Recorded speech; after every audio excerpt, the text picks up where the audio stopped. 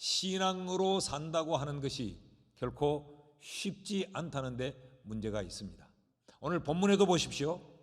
하나님의 말씀이 엘리야에게 주어졌습니다.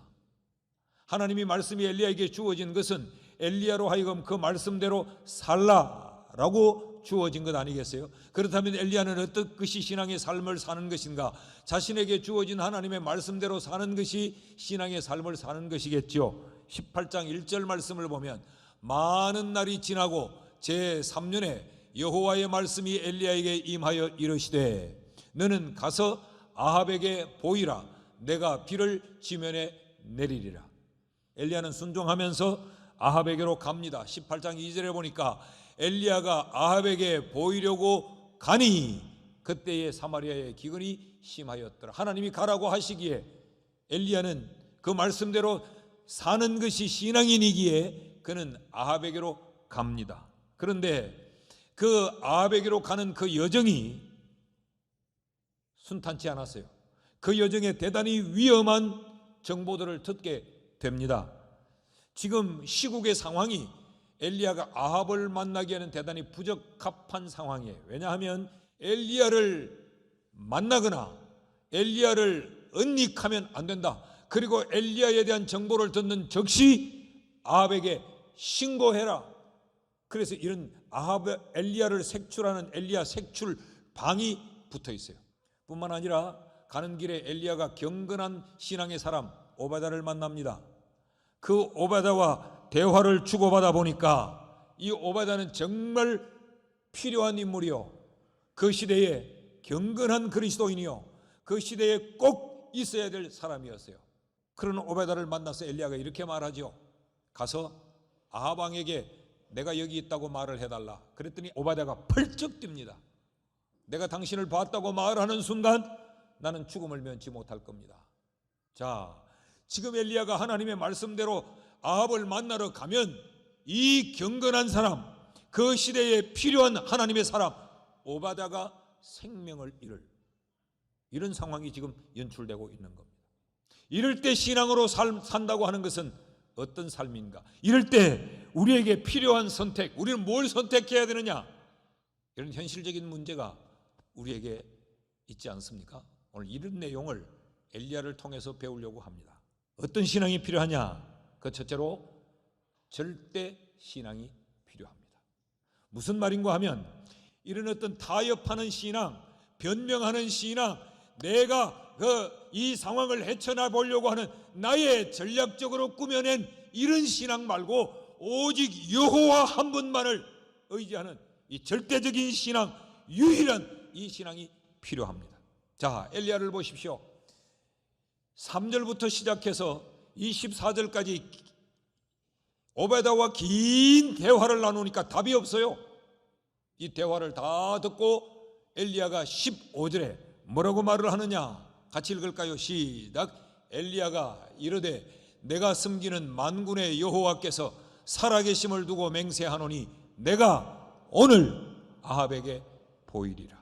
다 이야기를 들어보니 야, 큰일 났네, 답이 없네, 야, 이거 잘못하다가는 엄청난 환난과 이 시련의 폭풍이 불어닥치겠네. 그럴지라도 나는 오늘 아합에게 보이리라. 이게 엘리야의 신앙이었어요. 타협이 없는 신앙, 기회를 엿보는 기회주의적인 신앙이 아니라 오직 하나님의 말씀에 내 운명을 건다. 이 절대적인 신앙이 바로 엘리야의 신앙이었어요. 엘리야는 자신의 신앙이 이런 절대적인 신앙인 것에서 멈추지 않고 이스라엘 백성들에게도 이 신앙을 요구하고 있습니다. 아합을 만나서 이스라엘 백성들을 다 갈멜산으로 모으시오.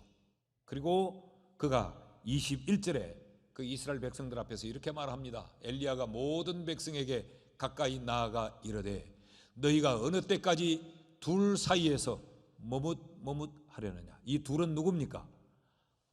바알신과 여호와신, 하나님과 바알, 이 둘 사이에서 너희가 언제까지 머뭇할 것이냐? 여호와가 만일 하나님이면 여호와를 따르고 바알이 만일 하나님이면 바알을 따를지니라. 그러니까 바알이냐 여호와냐? 선택하라는 겁니다. 그랬더니 백성이 말 한마디도 대답하지 아니하는지라. 거룩과 이 방탕 사이에서 왔다 갔다 한 거예요. 이들은 신앙과 불신앙 사이에서 왔다 갔다 한 거죠. 기회주의적인 신앙의 삶을 살았다라는 이야기입니다. 그래서 엘리야는 이것은 하나님이 원하는 것이 아니다. 바알이면 바알을 따라가라. 하나님이면 하나님을 선택하고 하나님을 섬겨라. 그랬더니 백성들이 말 한마디도 아니한지라 그랬죠. 왜 안 했을까요? 선택하고 싶은 마음이 없는 거죠. 그래서 말 안 하는 겁니다. 하나님은 우리에게 절대적 신앙을 원하세요. 이미 이스라엘 백성들에게 하나님은 여호수아를 통해서 이 사실을 가르쳤습니다. 이들이 가나안 땅에 들어간 후에 여호수아는 그들에게 이렇게 말했습니다. 여호수아서 24장 14절 15절 보면 그러므로 이제는 여호와를 경외하며 온전함과 진실함으로 그를 섬기라. 너희의 조상들이 강저쪽 애굽에서 섬기던 신들을 치워버리고 여호와만 섬기라. 만일 여호와를 섬기는 것이 너희에게 좋지 않게 보이거든 너희 조상들이 강저쪽에서 섬기던 신들이든지 또는 너희가 지금 거주하고 있는 이 가나안 땅의 아모리 족속의 신들이든지 너희가 섬길 자를 오늘 선택해라. 오직 나와 내 집은 여호와만 섬기겠노라. 신앙은 회색지대가 없다는 이야기입니다. 신앙에는 중간지대가 있을 수 없다는 겁니다. 여호수아는 이 사실을 반복적으로 이스라엘 백성들에게 고지했어요. 여호수아서 24장 20절 21절 말씀을 보면요, 만일 너희가 여호와를 버리고 이방신들을 섬기면 너희에게 복을 내리신 후에라도 돌이켜 너희에게 재앙을 내리시고 너희를 멸하시리라 하니 백성이 여호수아에게 말하되 아니니이다. 우리가 여호와를 섬기겠나이다 하는지라. 잡종신앙을 가지고 있으면, 양다리 신앙을 하고 있으면 하나님이 너희에게 은혜를 주고 복을 줬더라도 그걸 다시 빼앗겠다 그랬어요. 복을 빼앗겠다고 하니까 이스라엘 백성들 정신이 번쩍 떠나봐요. 아니니이다. 우린 여호와만 섬기겠나이다. 이렇게 신앙을 결단하고도 오늘 이 열왕기서에서 이들을 다시 만나보니까 이들은 세상으로 넘어져 있어요. 난 우리 교회가 이 시대에 촌스러워 보여도 무식해 보여도 오직 여호와 절대 신앙을 가지는 교회가 되기를 소망합니다. 자, 이렇게 엘리야가 살았더니 어떻게 됐느냐? 18장 22절에 엘리야의 고백을 들어보십시오. 엘리야가 백성에게 이르되 여호와의 선지자는 나만 홀로 남았으나 바알의 선지자는 450명이로다. 엘리야가 왕따가 되어 있다는 이야기입니다.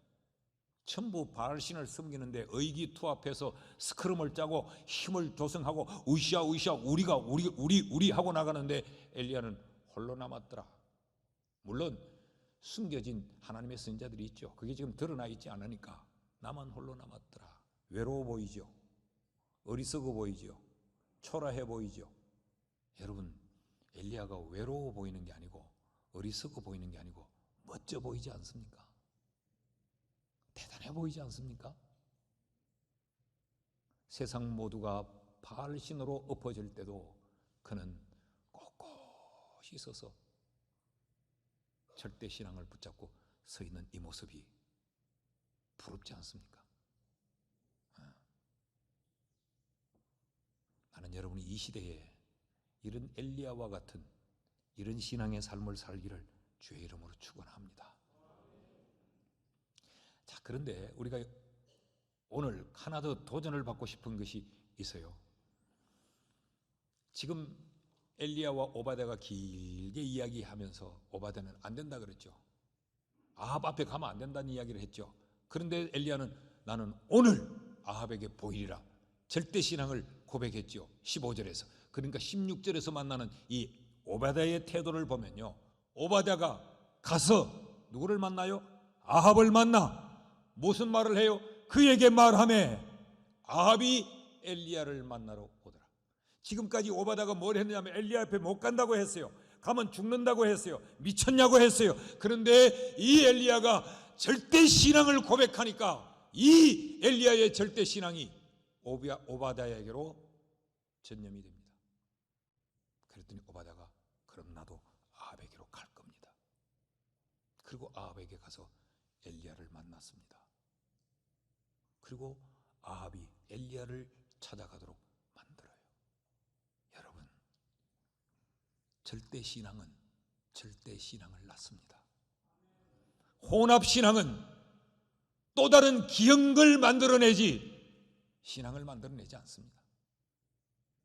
우리는 세상을 닮아가고 세상을 따라가는 자들이 아니고 세상을 여호와 절대 신앙으로 끌고 와야 될 자들이에요. 둘째로, 이 절대 신앙이 우리에게 필요할 뿐만 아니라 회개 신앙이 우리에게 필요합니다. 자, 15절에서는 엘리야가 아합을 만나러 가죠. 그러니까 16절에서는 아합이 엘리야를 만나러 옵니다. 그리고 둘이 만나요. 그 둘이 만나고 보니까 생각의 차이, 시각의 차이가 확연히 다릅니다. 자, 먼저 아합을 봅시다. 17절 말씀을 보면 엘리야를 볼 때에 아합이 그에게 이르되 이스라엘을 괴롭게 하는 자여 너냐? 이스라엘이 3년 동안 이 가뭄에 시달리고 이 기근과 이 역경 속에 이 휘말리게 된 것이 엘리야 너 때문이다 라고 말을 해요. 그러니까 이 말을 들은 엘리야가 어떻게 말하는지 18절을 봅니다. 그가 대답하되 내가 이스라엘을 괴롭게 한 것이 아니라 당신과 당신의 아버지의 집이 괴롭게 하였으니 이는 여호와의 명령을 버렸고 당신이 바알들을 따랐습니다. 당신이 하나님의 명령을 버렸고 당신이 바알을 따랐기 때문이다라고 말을 해요. 두 사람이 전혀 달라요. 생각하는 것이. 그럼 누구의 대답이 맞을까요? 우리 16장으로 가보면 16장 29절에서 33절 말씀을 보면 유다의 아사왕 제38년에 오므리의 아들 아합이 이스라엘의 왕이 되니라. 오므리의 아들 아합이 사마리아에서 22년 동안 이스라엘을 다스리니라.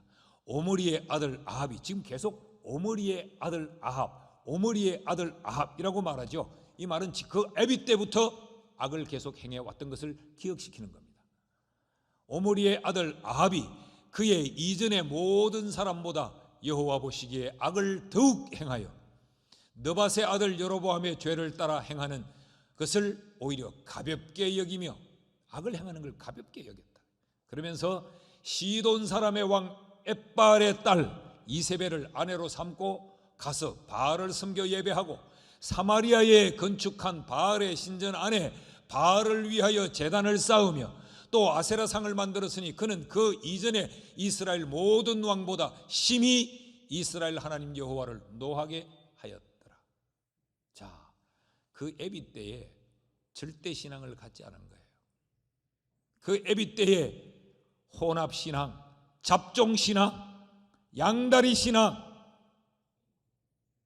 그랬더니 그 자식 때에 더 무너지고 죄를 아주 가볍게 여기는 자식이 되었습니다.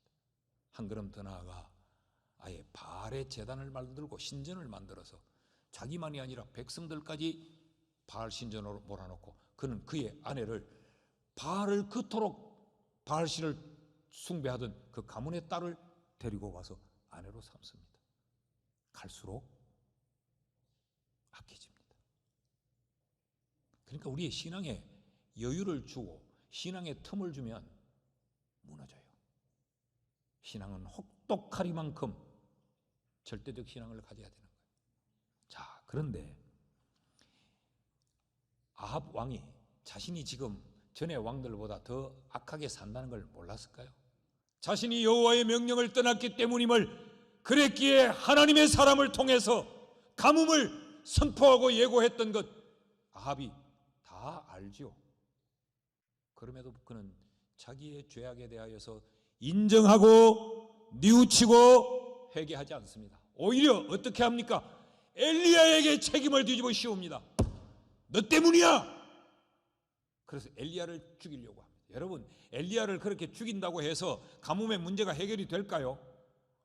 그렇게 자기의 죄와 허물을 감춘다고 해서 상황이 달라집니까? 아무것도 달라질 것도 없고 비가 올 약속도 없는 그 상황에 엘리야에게 그 죄를 다 뒤집어 씌우고 자기 때문이 아니라고 말하는 것으로 무엇이 달라집니까? 그럼에도 불구하고 아합은 뉘우치지 않습니다. 왜 그런가? 죄로 인하여 이미 눈이 어두워졌기 때문에 그렇습니다. 자신을 돌아볼 수 있는 영한 영적인 눈이 흐려져 버렸기 때문에 자기를 못 보는 거예요. 자기의 죄를 못 보는 거예요. 자기의 허물을 못 보는 거예요. 이게 허물이요, 이게 죄요, 이게 부끄러움이라는 걸 모르는 거죠. 왜 아합은 이랬을까요? 아합 왕은 하나님이 살아계신다고 하는 것을 믿지 않았기 때문에 그렇습니다. 그럼 엘리야는 어떻게 목숨을 걸고 이럴 수 있었을까요? 엘리야는 자신이 믿는 하나님이 살아계신 하나님이심을 믿었기 때문에 그렇습니다. 15절 말씀을 다시 한번 읽어볼까요? 엘리야가 이르되 내가 섬기는 만군의 여호와는 눈 어두운 하나님이 아니라 살아계신 하나님이기에 내 생각을 알고 내 행위를 알고 어제의 일을 알고 오늘의 일을 아시는 분. 그런데 이 엘리야와 대비되는 아합은 그러지 않았어요. 숨기면 된다고 생각했던 거죠. 덮으면 덮인다고 생각했던 거죠. 회개가 없는 거죠. 이 아합을 보여주면서 성경은 우리에게 하나님의 사람들이 신앙의 삶을 산다는 것은 자신을 돌아보면서 뉘우치고 회개하는 삶을 사는 것이다 라고 가르쳐 주는 겁니다. 아는 것과 뉘우치고 돌아서는 것은 달라요. 회개는 아는 것이 아니에요. 회개는 내 허물을 아는 것에서 멈추는 게 아니에요.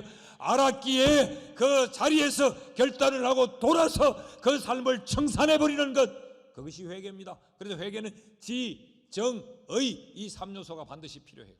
지식적인 깨달음이 있고 그 깨달음으로 말미암아 감정적인 이 통회가 있고 그리고 의지적인 전환이 있어야 이게 온전한 회개예요.